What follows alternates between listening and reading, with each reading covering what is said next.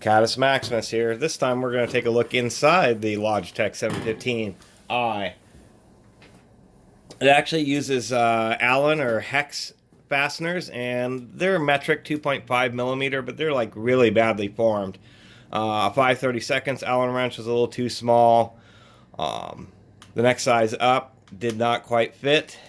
3 millimeter did not fit, but a 2.5 is still pretty loose, so that's a little bit annoying. We actually have a couple Phillips head screws right there. We'll go and pull those two things out.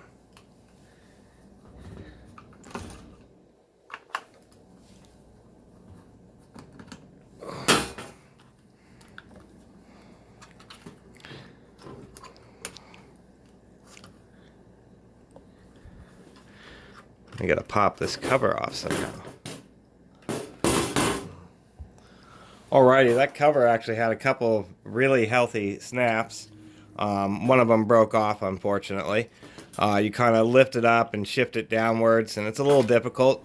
It actually turns out that this has a nickel metal hydride battery. No wonder it acts so funny. That's interesting. It's not even lithium ion. It's actually easily replaceable. It's just 3 AA cells, 180 milliamp hour cells. Holy smokes. It must have pretty efficient circuitry, really, because that's a tiny amount of juice. 1800. Oh, okay. It's rated at 1800 milliamps for the whole battery pack, although that seems a little hard to believe. But we'll still take a look inside here. Let's get these screws out. Alright, we got inside this thing. It's actually airtight. It's pretty interesting. There's all sorts of, there's a gasket all around the edge here. Most likely, it's going to be hard to get it back together perfectly. There's this ribbon cable that wanted to stick inside the case, which is just for the iPod port. So quite frankly, if you're not ever going to use the iPod, you could just unplug that. It's pretty well built. It actually uses a capacitor to filter the tweeter. It is actual drivers, not a bad little drivers for a small speaker like this. As you can see, all the wires and everything all have foam on them. They actually did a pretty decent job preventing rattles. There we go.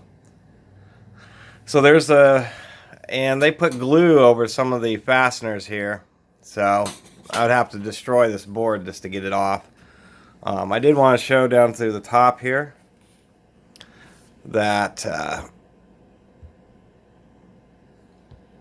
those are audio grade capacitors. They're 105 degrees Celsius, and they're black with gold writing. And usually they don't do any kind of special coloring on capacitors unless they are a higher tolerance. The green ones are standard, but there's another gold one right here. And you can see a few more inside, including some solid capacitors, some aluminum polymer capacitors. There's a bunch of circuitry, but a lot of that's for the iPod control. Otherwise, it's not really that bad inside. One real interesting thing was the sticker that was inside. If we can get this to focus. There we go. Now if we can zoom in, you'll be able to read that. So this was a special version, I guess, sold at big box stores, specifically AMR and Best Buy.